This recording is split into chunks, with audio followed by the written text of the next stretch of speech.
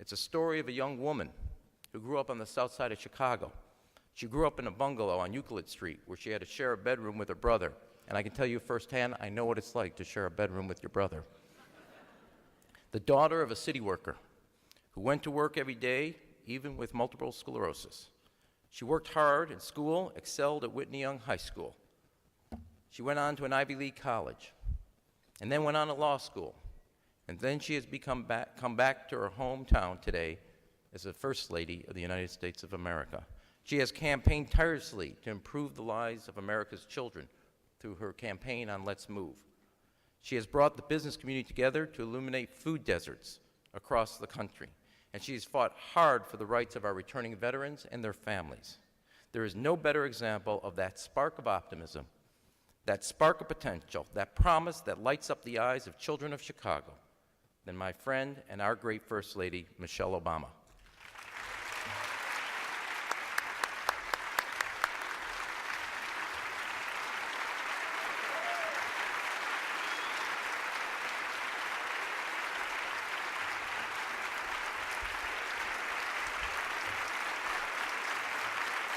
Thank you. Thank you so much. Thank you. It's good to be home. It is. Even though it's freezing cold in April, it's good to be home. It is certainly a pleasure to be here with all of you today. I want to start by thanking Ram for that very kind introduction and that very powerful statement of what our kids in this city need, and also for his outstanding leadership here in this city. I also want to acknowledge Attorney General Lisa Madigan, Cook County Board President Tony Preckwinkle. Thank you all for being here. It's good to see you. You're all looking good. It's very good. And of course, I want to recognize Jim Reynolds as well as Tom Wilson for taking the lead as co-chairs of the Public Safety Action Committee. Thank you both for your leadership, for your words, for your service. We are so very proud of you. And most of all, I want to thank all of you for coming here today on behalf of this city's young people. I want to thank you for your commitment to their safety, their well-being, and their God-given potential. And I know that many of you aren't new to this work. For years, you have been sponsoring sports leagues, after-school programs, summer jobs, and more. So you in this room know firsthand the impact that we can have when this city truly invests in our children. And that's something I know from my own experience, which is why it was so important for me to be here today. I'm here today because Chicago is my home. I was born and raised here. I built my career here. Several of my bosses are here, former bosses are here. I met and married the love of my life here. I raised my children here, who, by the way, still refer to Chicago as home. They believe it gives them a little more credibility. So let me tell you, when it comes to ensuring the health and development and success of young people in this city, for me, this is my passion. It is my mission, and for me, this is personal. Because my story would not be possible without this city. And that's where I want to start today, by talking about our city and the neighborhoods that make us who we are. As you all know, Chicago is truly a city of neighborhoods separated by parks and boulevards. It's a city where walking just a few blocks can put you into an entirely different world of experiences. Cut through a park and you go from English to Spanish, black to white, Puerto Rican to Polish. Cross a few streets and you go from historic homes and manicured lawns to abandoned buildings and dark street corners. So the opportunities available to a child growing up in one neighborhood in this city might be vastly different than a child growing up just 5 blocks away. And that difference can shape their lives and their life prospects from the moment they're born. That was certainly the case for me. As Ram said, I was born and raised in South Shore. Our neighbors were teachers and secretaries, city workers, also a few professionals, doctors, lawyers, business owners. Most folks weren't wealthy. A lot of people never went to college.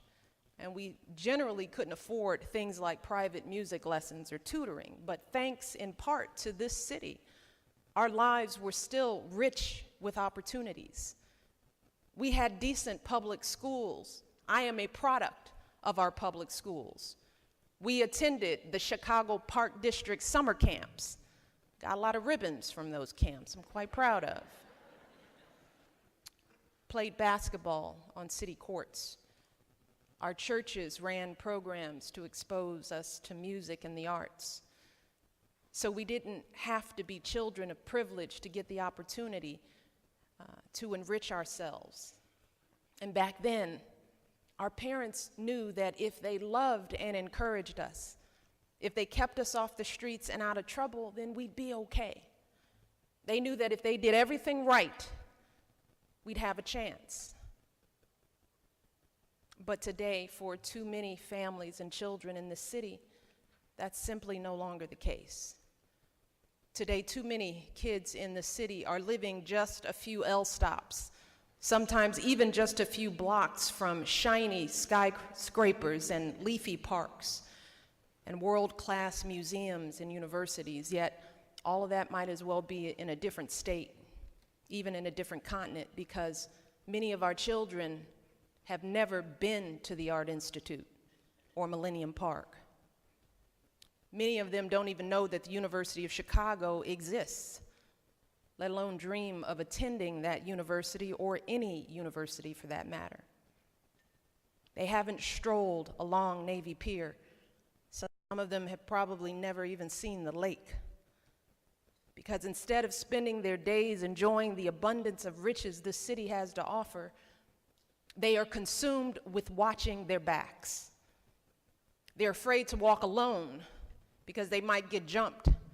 They're afraid to walk in groups because that might identify them as part of a gang and put them at risk. At Harper High School in Inglewood, where I'll be visiting later on today, a newly hired teacher noticed that when classes ended in the afternoon, kids would leave the building and walk right down the middle of the street. Now, at first, she thought this was just typical adolescent misbehavior, but one student explained that it's actually safest that way, even with all the cars whizzing by, because it gives them the best view of any fights or shootings. Then they have more time to run. Thousands of children in this city live in neighborhoods where a funeral for a teenager is considered unfortunate, but not unusual. Where wandering onto the wrong block or even just standing on your own front porch can mean putting yourself at risk.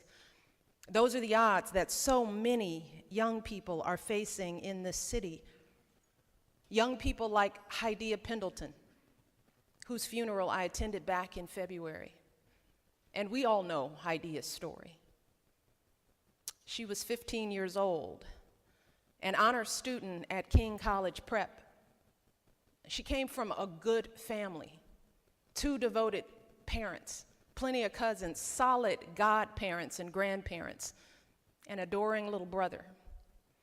The Pendletons are hard-working people. They're church-going folks. And Hydea's mother did everything she could for her daughter.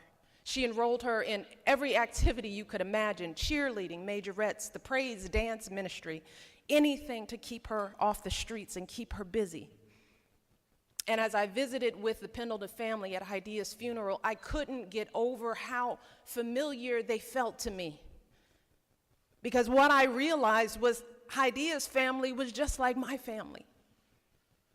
Hydea Pendleton was me, and I was her.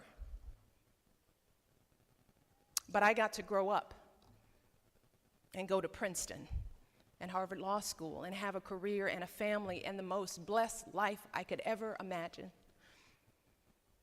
And Haidia, oh, we know that story. Just a week after she performed at my husband's inauguration, she went to a park with some friends and got shot in the back because some kid thought she was in a gang. Haidia's family did everything right, but she still didn't have a chance. And that story, the story of Haidia's life and death, we read that story day after day, month after month, year after year in this city and around this country. So I'm not talking about something that's happening in a war zone halfway around the world. I am talking about what's happening in the city that we call home, the city where we're raising our kids, the city where your businesses operate. This kind of violence is what so many young people like Haidia Pendleton are dealing with every single day. And those two boys charged with her shooting, this is the violence they were facing as well. And you have to wonder, what if instead of roaming around with guns, boys like them had access to a computer lab or a community center or some decent basketball courts? Maybe everything would have turned out differently. Maybe they would be doing their homework or taking jump shots or learning a new program instead of looking for trouble. Maybe if these kids saw some kind of decent future for themselves instead of shootings, there would just be fistfights, some angry words exchanged. And then maybe, just maybe today, more of our young people would be in classrooms and at jobs instead of in custody, facing even worse odds than they started out with. See, at the end of the day, this is the point I want to make. That resources matter. They matter. That what it takes to build strong, successful young people isn't genetics or pedigree or good luck. It's opportunity. And I know from my own experience, I started out with exactly the same aptitude, exactly the same intellectual, emotional capabilities as so many of my peers. And the only thing that separated me from them was that I had a few more advantages than some of them did. I had adults who pushed me. I had activities that engaged me, schools that prepared me to succeed. I had a community that supported me and a neighborhood where I felt safe. And in the end, that was the difference between growing up and becoming a lawyer, a mother, and First Lady of the United States and being shot dead at the age of 15. And that is why this new fund that you've created here in Chicago is so important. It is so important. As you've heard, this fund will help create those ladders of opportunities for all of our kids. It will give our children mentors who push them and nurture them. It will teach them the life skills they need to succeed. It will give them alternatives to gangs and drugs, safe places where they can learn something, stay out of trouble. Because we know that every single child in this city has boundless promise, no matter where they live.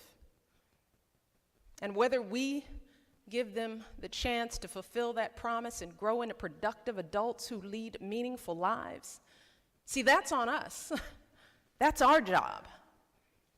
And our kids know when we're fulfilling that obligation. They know. They know the difference between lip service and reality. They see it and feel it every single day. So we can host all the luncheons and make all the announcements we want.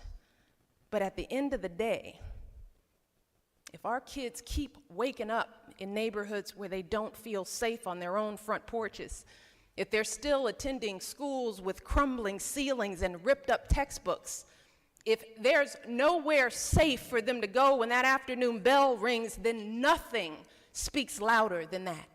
Nothing. So let's be clear. This is going to take a serious and sustained investment over a very long period of time, people. This is forever.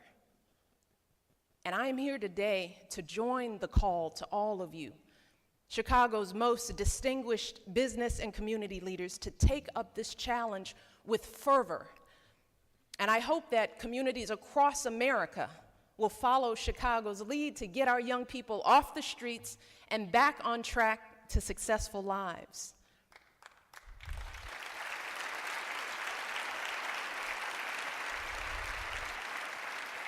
Right now, my husband is fighting as hard as he can and engaging as many people as he can to pass common sense reforms to protect our children from gun violence.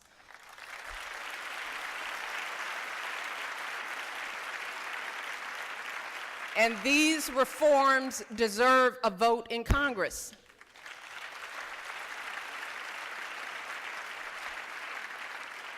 As he said, we can't stop all the violence in the world. But if there is even one thing we can do, even one step we can take to save another child or another parent from the grief that's visited families like Haidia's and so many others here today, then don't we have an obligation to try? But we all know that these reforms must be just one part of a comprehensive effort to rebuild our neighborhoods and build a better future for our children. And if anyone can make that happen, it's all of you. You all are some of the most creative, innovative, influential people, not just in the city, but in the entire country. You have brought together folks from all across Chicago to do great things for the city, like build Millennium Park, host the NATO Summit quite well, by the way, make the lakefront the cultural jewel of the Midwest. And today, we need you to dig deep and apply that same passion, determination, and civic pride to this city's most precious asset, our children. Now, we all take great pride in this city. And I don't just mean the center of it. I mean every single one of the 77 neighborhoods that make us who we are. Each of these neighborhoods is a vital part of the city, as is every single child. And as business leaders, you all know that this city's young people are your future workers, your future customers. Their success is critical to the success of your businesses, which is critical to the success of the city. But you all are also here, I know, today because you know that this is about more than just fulfilling a business obligation or a civic obligation. You all know that this is a moral obligation because ultimately, this city and this community will be judged not just by the beauty of our parks and lakefront or the vitality of our businesses, but by our commitment to our next generation.